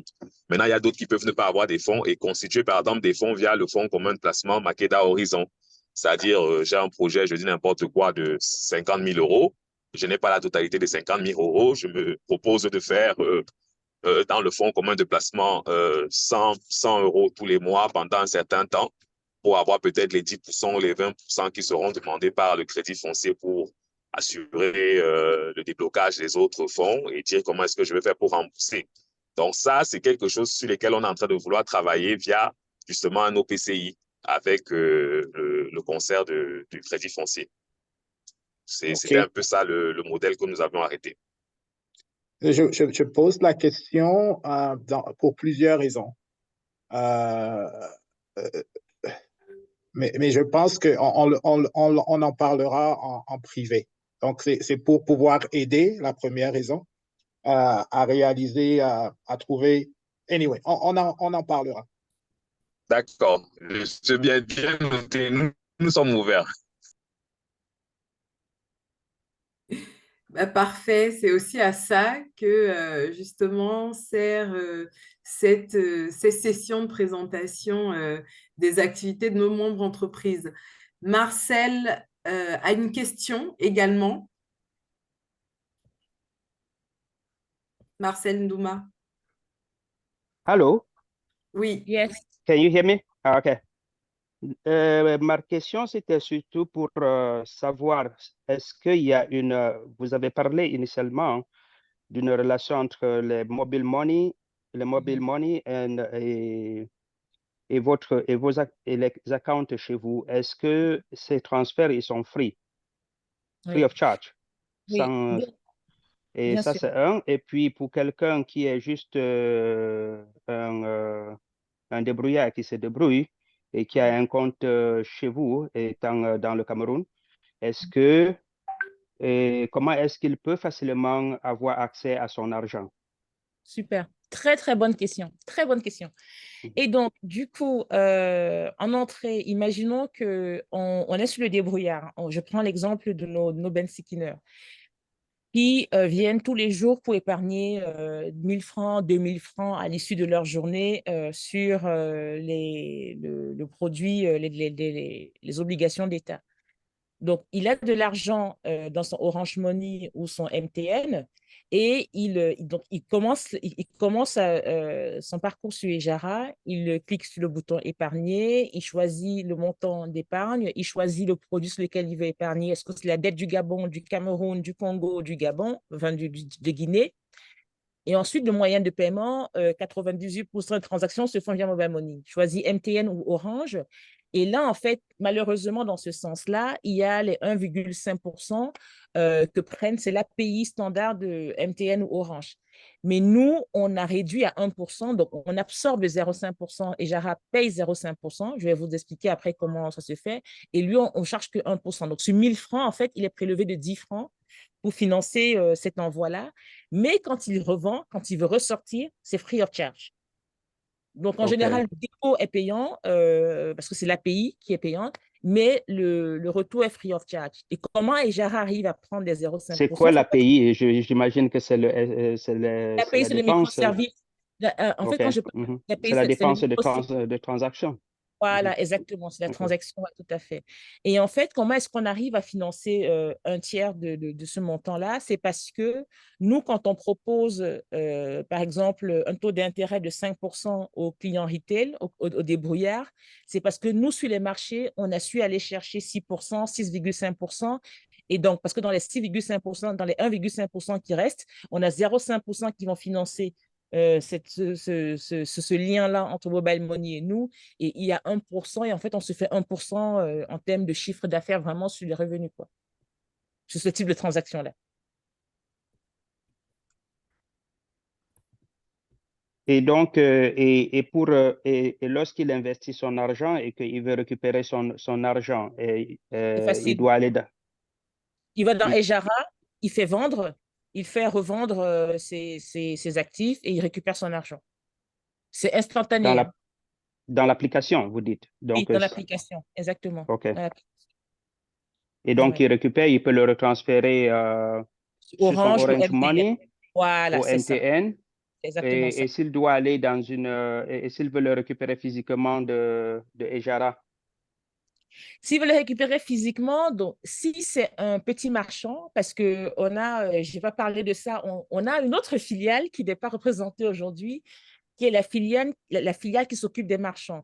Et donc, nous avons des agents, Yaoundé, Douala, Kribi, Puma et Deya. On se déploie de petit à petit dans tout le Cameroun. Ces agents-là vont à la rencontre de ces petits marchands-là et récupèrent de l'argent en physique. Donc, le marchand, par exemple, il va donner 2000 francs en physique. Les agents ont leur application. Ils vont faire le dépôt. Le marchand vérifie que son argent est bien arrivé sur son app, même s'il a déposé les 2000 francs en physique, parce que l'agent, via l'app agent, arrive à faire le transfert et à faire en sorte que ça se matérialise sur le smartphone du marchand ou du petit débrouillard. Et vice-versa. Et quand il veut retirer, ben, au passage de son agent, parce que comment ça marche? Ces marchands-là, en fait, ils décident en fait avec nos agents collecteurs en leur disant passez me voir les lundis, mercredis et vendredis pour collecter, je vais épargner 2000 francs par jour. Donc il y a un agent qui se pointe tous les lundis, mercredis et vendredis chez lui. Donc soit pour récupérer du cash, soit s'ils veulent retirer, ils préviennent 24 heures à l'avance et ils peuvent retirer aussi en cash comme ça. Donc on a cette possibilité-là pour les marchands. Merci. Je vous en prie. Ben, merci à tous. On n'a plus d'autres questions sur le chat, donc je vous propose de faire un petit point sur le quiz qui vous a été partagé là en tout début de session. La première question du quiz était le pourcentage des envois de fonds des diasporas africaines. Juste avant, parce que moi je suis en train de le lire, je ne sais pas si tout le monde a les résultats du quiz, sinon Jacques-Alain, est-ce que tu peux prendre la main peut-être et le partager le partager à tous?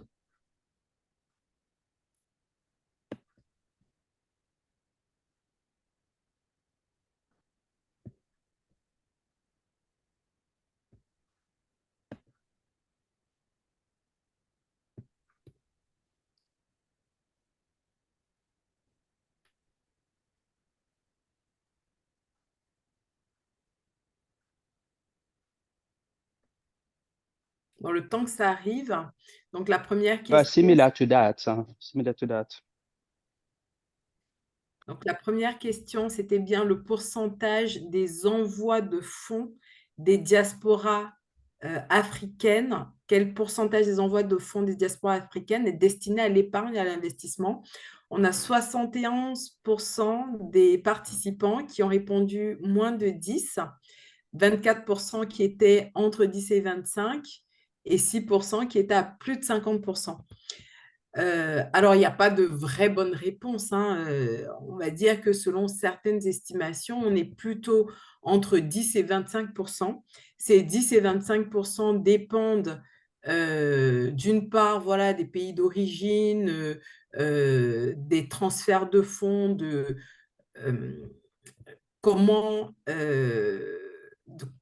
voilà, en fonction des études, ben, comment ça se passe et quels sont les fonds qui vont être peut-être plus dédiés à l'épargne et d'autres qui vont être plus dédiés à l'investissement.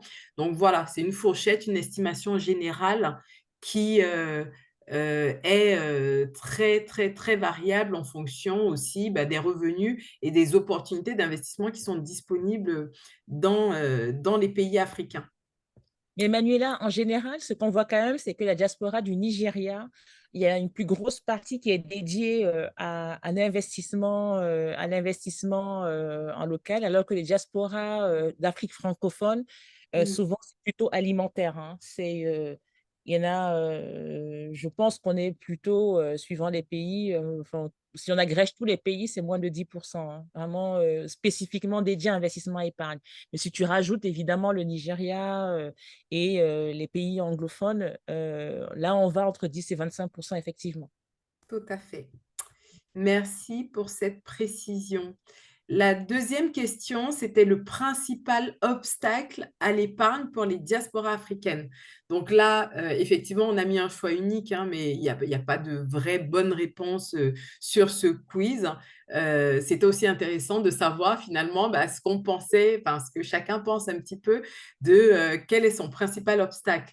Donc, bien évidemment, on a le manque de confiance dans les institutions financières qui arrive en tête avec 47% de votants, mais suivi quand même de près par le manque d'accès aux services financiers. Donc, globalement, ce qu'on se dit par rapport à ces sujets-là, c'est que le manque d'accès aux services financiers, c'est vraiment un obstacle important parce qu'aujourd'hui, une fois qu'on a levé les barrières de la confiance, qui est très, on va dire, un peu personnelle, on se dit, oui, comment on fait? Et je pense que c'est là où les acteurs comme toi, Nelly, avec Ejara, interviennent. Tout à fait. Et si tu veux, même sur la partie confiance, moi j'ai envie de dire le principe 1 de l'investissement, c'est la diversification. La plupart d'entre nous, en tout cas au MCDEC, nous sommes quand même sur une diaspora un peu d'élite, une diaspora un peu plus éduquée, socio-professionnelle, catégorie socio-professionnelle un peu plus importante. On a investi pour la plupart déjà dans l'immobilier, on a peut-être investi en bourse. Enfin, il faut qu'on diversifie. Déjà, il faut diversifier, donc c'est pas déconnant de pouvoir penser à mettre un tout petit peu en Afrique où on a encore de la famille. Peut-être on compte revenir pour sa retraite ou avant, voire même mettre 1% de l'épargne disponible dans du Bitcoin, c'est vraiment pas déconnant. Et la deuxième chose, c'est de se dire, oui, enfin, si ce n'est pas nous qui essayons de faire quelque chose en Afrique, ce sera qui? Et si on attend que tout soit beau, tout soit rose, ça ne marche pas comme ça, en fait. Quand on discute avec les diasporas, les Chinois. En ce moment, j'ai beaucoup d'échanges avec des Chinois, des Vietnamiens, on voit des Coréens installés au Cameroun qui ont beaucoup plus confiance au Cameroun que tous les Camerounais que je connais la diaspora. Je n'en reviens pas. On a des Indiens qui me disent ça depuis 30 ans, qui sont arrivés avec la première génération de Maïma et qui sont en train d'investir, d'acheter des mines. Enfin, vraiment, ils sont hyper bullish. Et je me dis, mais pourquoi est-ce que nous, qui venons de là, voilà, on n'essaye pas, même si on n'est pas bullish, de se dire, on a perdu plus que ça avec nos familles à qui on envoie tout le temps de l'argent pour faire des choses pour nous et on perd. Donc, essayons de faire différemment, essayons de faire autre chose. Et si ça ne marche pas, ça arrive, c'est la vie en fait. On va essayer autre chose jusqu'à ce qu'on tombe sur ce qui marche et ce qui permet vraiment de transformer nos pays, transformer l'Afrique. On ne peut pas être négatif. Ce n'est pas un choix qu'on a en fait. On ne peut pas. Si je peux me permettre, Nelly, ceux-là, on leur fait plus confiance au Cameroun qu'à nous, les Camerounais. C'est un peu, si tu regardes, on n'a pas vraiment, avec Ejara et toi et ton équipe, peut-être c'est une option viable d'investissement qui pourra nous encourager à faire plus au Cameroun, mais les Indiens, les Français, les Vietnamiens et les autres qui sont installés au Cameroun, les Camerounais, les locaux leur font plus confiance qu'à nous qui sont Camerounais d'origine. Donc, c'est ça le problème. Donc, mais avec des gens comme toi qui font des choses intéressantes, qu'on peut leverage, peut-être on va essayer de faire plus dans le secteur financier. Ah oui, non, mais vraiment, en tout cas, comptez sur moi pour être le porte-voix. Moi, le rêve que j'ai, c'est de se dire, le jour où nous, diaspora, on représente une manne significative, ça me permet même, toi, tout le monde se plaint de l'autoroute Douala-Yaoundé, ça fait 20 ans qu'elle est en construction, elle n'est pas finie. Le jour où il y a un quart de l'argent qui finance ces projets-là qui viennent de la diaspora, je peux me poser dans le bureau du MINFI de lui dire, what the fuck? Où sont les photos? Qu'est-ce qui se passe? Et tu vois, et déjà, quand on a commencé à mettre les bons du Trésor sur l'application Ejara, nous, on participe, Serge, notamment, entre la BEIAC, les différents trésors de la CEMAC, toutes les institutions, et on a commencé avec Serge à leur dire, attention, aujourd'hui, nous avons plus de 60 000 personnes de la CEMAC qui ont vos bons du Trésor. Ils commencent à nous demander quels sont les projets, parce que quand vous êtes un État et que vous venez lever la dette, vous nous dites que vous allez financer le barrage de Nachigal, vous allez financer l'hôpital à Fondjamekwa, vous allez financer, ils veulent savoir. Nous, dans l'application, on va commencer à mettre des photos, des points d'étape et tout, et on va commencer à aller sur la transparence pour pouvoir mobiliser encore plus le retail. Et en fait, le sens du vent, c'est ça, parce qu'aujourd'hui, si vous voulez, ces États se financer grâce aux banques. Mais les banques, elles n'ont plus assez de ressources pour répondre à la demande gourmande des États. Donc, les États sont obligés de composer avec l'épargne publique, donc l'épargne de monsieur, madame, tout le monde. Et monsieur, madame, tout le monde va demander beaucoup plus de comptes. Et c'est là où vous entrez en jeu aussi. C'est que nous, et Jara Makeda, on va leur dire, nous, on peut vous apporter monsieur, madame, tout le monde. Par contre, ils veulent la transparence. Et donc, plutôt que de se dire, il faut que ça change, c'est comme ça qu'on va les obliger à faire des choses. Moi, j'y crois fermement parce que quand je vois même l'engouement au niveau de ces institutions sur ce que nous faisons avec Ejara, sur comment on emborde nos petits débrouillards, comme quelqu'un l'a dit tout à l'heure, je pense qu'on tient quelque chose là de très précieux. En tout cas, ça a le mérite de tester quelque chose qui n'a pas encore été fait et voyons jusqu'où ça ira, quoi. Oui, Stella, tu as levé la main. Oui. Alors, je voulais m'adresser à Nelly tout particulièrement. En fait, Nelly, tu ne le réalises peut-être pas, mais en fait, tu as déclenché quelque chose en moi. Je ne sais pas si tu te souviens, on avait déjeuné avec le MCDEC, enfin avec certains membres du MCDEC à Paris et tout ça. Et j'avais un discours très, très critique et assez strict et rigide par rapport au Cameroun. Et tu as sorti une phrase, tu as dit, le Cameroun, c'est comme ta mère. Si ta mère est folle, est-ce que tu vas l'abandonner? Et donc, cette phrase m'a énormément travaillé pendant des mois. Et donc, je me suis dit, mais elle a carrément raison. Personne n'abandonnerait sa mère, quelles que soient les conditions dans lesquelles elle est. Et donc, je me suis dit, mais qu'est-ce que je peux faire? Donc, à partir de là, de cette petite graine finalement que tu avais semée en moi, je me suis dit, mais qu'est-ce que je peux faire pour que ma mère, qui n'est pas folle, mais qui est ce qu'elle est, aille mieux? Ma mère, le Cameroun, j'entends. Et donc, je t'avais ressollicité un peu plus tard par rapport à un projet que j'avais lancé dans la foulée. Et donc, j'avais contacté Queen, et bon, malheureusement, je pense qu'elle était occupée et que j'ai fait plusieurs relances par rapport à, parce que je tenais vraiment à participer et je voulais te dire à ce moment-là que c'est cette petite phrase qui avait, voilà, un peu propulsé le truc.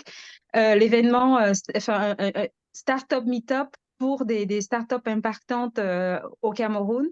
Donc voilà, je te relance un appel aujourd'hui. La deuxième édition, ce sera le 24 octobre.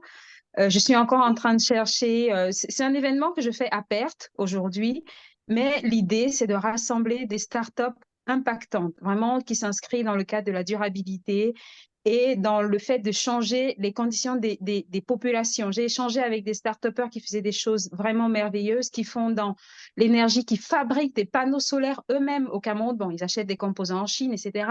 D'autres qui font de la valorisation de déchets, mais qui n'ont pas les moyens d'avancer. Et donc, voilà, je suis vraiment désolée de prendre 5 minutes de parler de ça, pour parler de ça. Mais ce n'était pas l'objectif. Hein. C'est quand tu es parti sur le discours de dire, voilà, il faut qu'on arrête de se plaindre. Et je trouve que tu as totalement raison. Il faut qu'on agisse. Et j'espère que, voilà, Ejara pourra m'accompagner dans ce petit combat que j'entends mener, quelle que soit l'adversité qui pourra apparaître. Voilà. Queen est connectée, Stella. Profites-en pour prendre son numéro de téléphone tout de suite. Comme ça, elle ne pourra pas dire qu'elle n'a pas vu tes emails. C'est la directrice Voilà, communication et Queen, ton projet. numéro, Donc, s'il te plaît, dans le chat.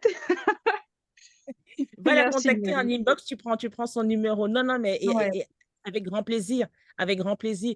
Et si vous voulez, mon optimisme n'est pas juste la théorie, hein. Je dis toujours, si moi qui venais faire la crypto, j'ai pu avoir le support des institutions, vraiment, ne connaissant personne, je ne suis pas l'enfant d'eux, je ne suis pas liée au châtier de Canal 2, rien à voir.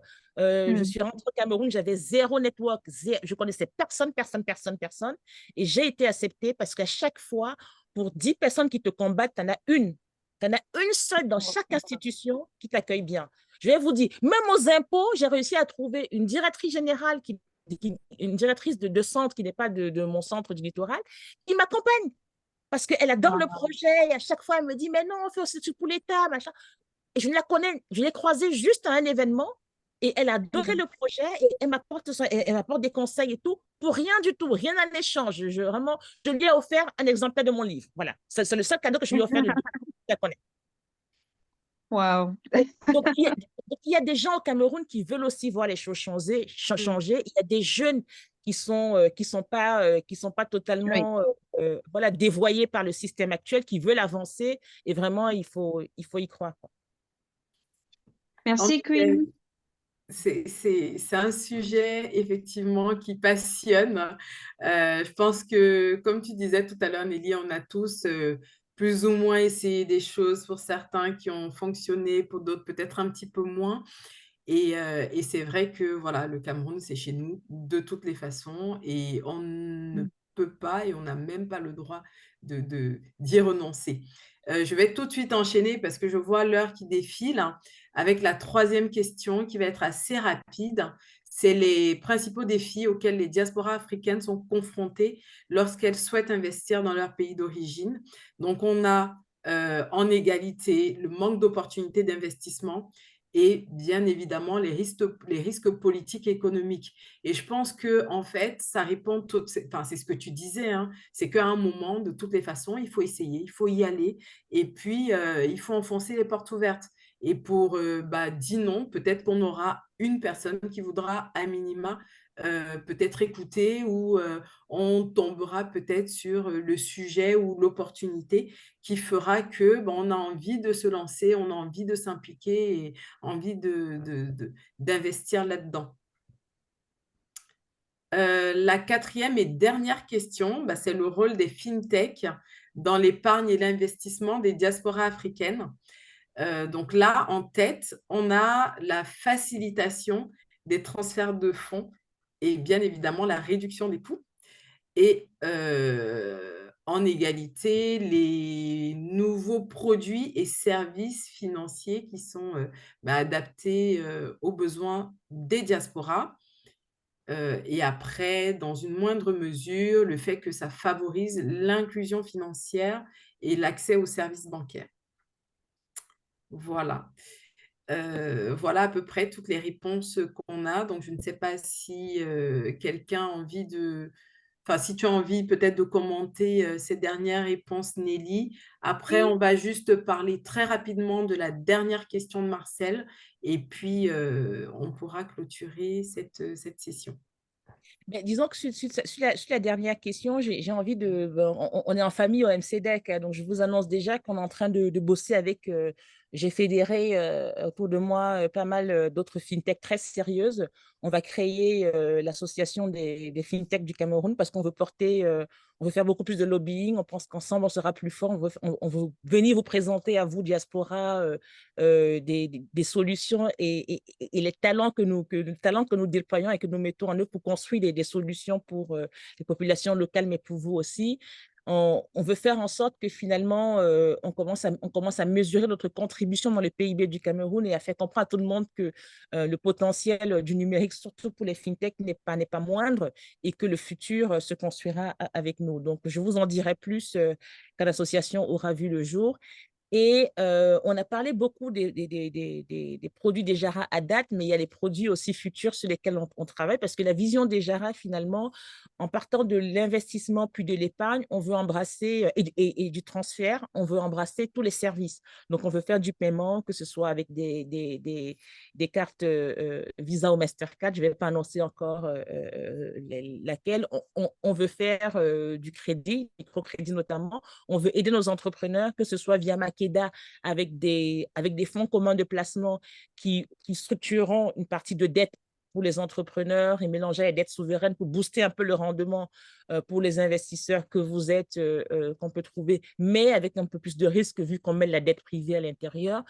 On veut aussi avoir du microcrédit, donc permettre à nos Bayam Salam qui, des fois, aujourd'hui, elle a juste un étal de tomates, mais elle veut vendre demain des tomates et des poireaux. Elle a besoin d'avoir un peu de working capital. Si elle veut prendre 50 000 voilà, remboursables sur 2-3 mois, qu'on puisse l'aider. Voilà. Donc, c'est des sujets comme ça sur lesquels on planche, parce que l'idée vraiment pour nous, c'est de participer pas seulement à la finance, mais à l'économie réelle. Donc, c'est ces produits qui sont sur la table et c'est Tierno qui n'a pas beaucoup parlé, qui est vraiment le maître d'œuvre de tous nos produits en cours et futurs. Très, très bien. Donc, du coup, sans plus attendre, la dernière question de Marcel avant de clôturer cette session. Marcel demande si on a un compte Ejara ouvert au Cameroun et qu'on a besoin d'échanger au Sénégal ou en Côte d'Ivoire, comment ça fonctionne et est-ce qu'il y a des frais sur les transactions qui sont réalisées? Je ne sais pas si j'ai bien compris la question, mais en tout cas, si le but, c'est de faire du transfert ZAF to ZOF, en général, le cross-border transfert se fait en OTC, c'est hors app, c'est over the counter. Donc, il faut passer par Asanatou qui va mettre en place le système adéquat. Si l'idée, c'est de se dire, vous avez acheté vous avez de l'épargne en ZAF et vous voulez le revendre quand vous êtes côté ZOF, je n'ai pas très bien compris la question, Marcel. Il faut que tu la Non, reprécises. la question, c'est celle-ci. C'est que c'est vraiment seulement pratique. Hein. C'est que moi, j'ai un compte Ejara et puis moi, je voyage en Côte d'Ivoire et j'ai besoin d'argent. Je veux utiliser pour acheter quelque chose. Je veux retirer de l'argent. Est-ce que ça peut se faire ou est-ce qu'il faut vendre sur le marché et la quantité en CFA et puis racheter la quantité en ZOF? OK. Qu'est-ce que Est-ce tu que c'est as dans ton clair? compte Ejara au Cameroun? C'est des cryptos ou c'est de l'épargne? Ben, disons que quelqu'un il a de l'argent normal, de l'argent, Mais tu ne peux pas, en fait. il a des... Justement, aujourd'hui, Ejara, ça vaut Je, pas une je banque. peux pour la question, Marcel. Ben, Oui. je ne sais pas si vous m'entendez. Yeah. Oui, Asana. Oh, OK. Voilà, et désolé pour les problèmes de connexion. Donc, je dis, c'est simple, en fait, dans le cas d'espèce, c'est que vous avez du franc CFA en XAF et vous voulez avoir du XOF en Côte d'Ivoire, par exemple. Donc, effectivement, Ejara le fait pour que vous puissiez vaquer à vos occupations. Si vous voulez acheter, par exemple, quelque chose en Côte d'Ivoire et que vous avez besoin de ce qu'on appelle XOF, donc la monnaie locale en zone UEMOA. Donc, on le fait en dehors de l'application.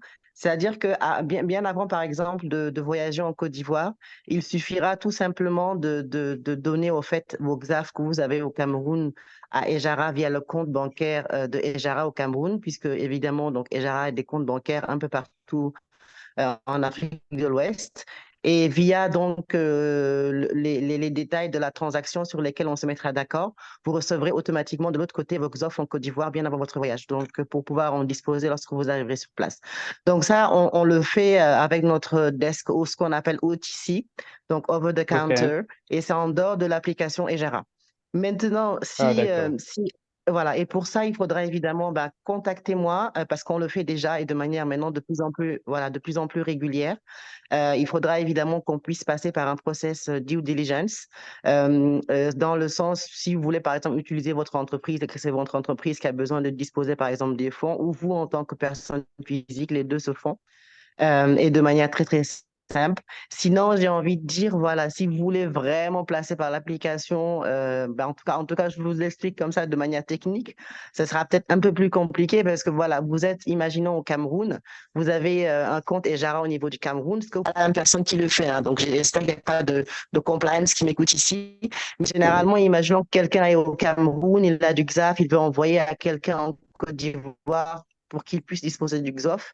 Il suffit à travers l'application Ejara d'acheter de l'asset numérique au niveau de l'application Ejara, d'envoyer cet asset numérique-là à quelqu'un qui est en Côte d'Ivoire et la personne qui est en Côte d'Ivoire revend à Ejara cet asset numérique pour disposer du XOF.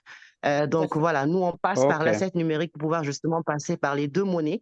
Et l'avantage qu'a Ejara, puisqu'on en a déjà parlé, c'est qu'on est, intégré avec la plupart des agrégateurs de paiement, ce qui fait que la personne peut directement disposer de son franc CFA au niveau de son mobile money, en fonction qu'il soit au Cameroun ou en Côte d'Ivoire. Donc là, c'est l'autre, on va dire, petite méthode par laquelle vous pouvez passer. Mais si vous avez vraiment des montants assez importants et assez conséquents, là, je vous conseille de passer en dehors de l'application. Ça peut être beaucoup plus intéressant en termes de taux et beaucoup plus pratique. Et là, on utilisera les comptes bancaires pour que vous puissiez disposer de vos fonds. Mais voilà, on est là pour aider, on le fait déjà de manière régulière. OK, merci beaucoup. Ça répond à ma question. Merci. Je vous en prie. Merci à tous. Si on n'a plus du tout de questions, je vous propose de clôturer cette session. Je ne sais pas, Christian, je te laisse l'occasion de dire le petit mot de la fin. Et moi, de mon côté, je vais vous remercier déjà à tous d'avoir participé à cette session d'éducation, en tout cas sur la finance par Nelly. On a appris beaucoup de choses intéressantes sur ces services, sur la manière dont nous aussi, on peut faciliter nos transferts, quelles sont les opportunités d'investissement qui peuvent exister en Afrique, qui sont assez on va dire, faciles et en tout cas qui, jusqu'à aujourd'hui, n'étaient pas ouvertes au grand public, je pense aux Treasury Bonds, et qui désormais sont accessibles à tous via les plateformes comme la tienne. Donc merci pour ça. N'hésitez pas à la contacter. Voilà, je pense que là, vous avez tous les contacts, tout ce qu'il vous faut, si jamais vous avez des questions et peut-être un besoin d'approfondissement sur tous les sujets qui peuvent vous inquiéter au quotidien. Je te passe la main, Christian. Oui, merci Manuela pour cette excellente modération. Merci à Nelly et à toute son équipe. C'est toujours effectivement un plaisir de t'avoir lors d'un événement du MCDEC. Je sais que tu es très, très occupé, hein, mais tu as pris beaucoup de temps, ne serait-ce que la dernière fois lorsque tu faisais ta levée de fonds pour venir nous présenter ce que tu faisais. Et je crois que ça nous a également motivés au sein du MCDEC pour être prêts la prochaine fois. Hein. Comme tu le sais, nous sommes en train de travailler sur la mise en place d'un véhicule de financement au MCDEC. Tout à fait. Manuela est d'ailleurs la personne idoine représentative du MCDEC et de ses membres dans le capital du véhicule de financement que nous sommes en train de mettre en place. L'idée, c'est de pouvoir accompagner les futurs entrepreneurs lors de leur prochaine levée de fonds et aussi de pouvoir participer au développement de l'économie au Cameroun à travers une force collective qui sera rassemblée au sein de ce véhicule de financement-là qui va s'appeler MCDEC Angels. Donc, quand on t'écoute, on a toujours beaucoup de joie à se lancer dans nos activités. Nous sommes très contents de t'avoir avec nous. Vraiment très, très, très heureux. J'espère qu'on pourra également mobiliser beaucoup plus de forces vives comme toi parce qu'on a besoin de travailler ensemble. On a besoin de partager les expériences de chacun de nous. On a besoin de s'enrichir juste en partageant des informations sur notre parcours, sur nos produits, nos services, nos expertises. Et c'est comme ça qu'on pourra tous grandir ensemble. Je remercie aussi tous ceux qui ont pris presque 2 heures maintenant de leur temps pour pouvoir se connecter et écouter ce que Ejara, Nelly et son équipe proposent Moi, ce que j'ai surtout entendu, c'est la volonté de résoudre les problèmes financiers que pourraient avoir les personnes de la diaspora qui souhaitent mobiliser leurs ressources financières différemment dans le cadre du développement de l'Afrique. Et aujourd'hui, ce que vous êtes en train de leur offrir, ce sont des outils qui leur permettraient de s'investir différemment que essayer de faire de l'aide alimentaire ou bien l'aide à la santé. Bien évidemment, le MCDEC ne se positionne pas comme conseiller en investissement, hein, soyons clairs là-dessus. Aujourd'hui, l'objectif de cet événement, c'était de présenter déjà un membre entreprise du MCDEC, de présenter sa société, mais également de présenter les solutions que sa société propose aux personnes de la diaspora, parce que des fois, il existe des solutions, mais on ne les connaît pas. Et ce sont les solutions qui sont made by us for us. Donc, bien sûr, il est important pour nous de leur donner beaucoup de visibilité et ça sera à chacun de nous de juger de quelle manière on pourra les utiliser. D'accord? Sachez que Nelly est disponible, son équipe est disponible. Et si vous rencontrez des personnes qui vous disent avoir besoin de ce type de service, de ce type de solution et qui ne savent pas, n'hésitez pas également à leur dire que vous avez entendu parler de quelque chose fait par d'une d'entre nous et qui vaut vraiment le temps de s'y plancher et comprendre ce qu'elle propose. Moi, je suis assez admiratif du parcours de Nelly depuis le départ et je pense que ce n'est que le début. Donc, longue vie à ce que tu fais et bravo à toi. Merci à tous, hein. Merci à la super modératrice Manuela, merci à Christian, toute l'équipe MCDEC. Là, on voit 2 heures, mais avant d'avoir eu ces 2 heures, on a eu pas mal d'échanges en dehors. Donc, moi, je suis très admirative de votre dedication pour une association bénévole. Et c'est ça qui me rend très positive sur le Cameroun, parce qu'on dit souvent, en Côte d'Ivoire, tout le temps, ils se moquent de moi en disant, quand on voit les Camerounais ensemble, c'est qu'ils partent jouer au foot, parce que vous ne savez pas bosser ensemble. Et en fait, le MCDEC montre que c'est faux, parce que depuis 6 ans que le MCDEC existe, vous faites grossir et avoir de super projets derrière. Donc, moi, j'ai hâte d'avoir plus de MCDciens dans la communauté Jara, et on sera tous au rendez-vous de Mbo à Paris le 25 mai. Donc, la semaine du 20 mai, en fait, il y aura Assanatou, Tcherno, moi, dans les parages. Donc, j'espère qu'on pourra faire une rencontre physique MCDEC à cette occasion-là aussi. Oui, le rendez-vous est pris, c'est bien noté. Ça sera avec plaisir. Merci.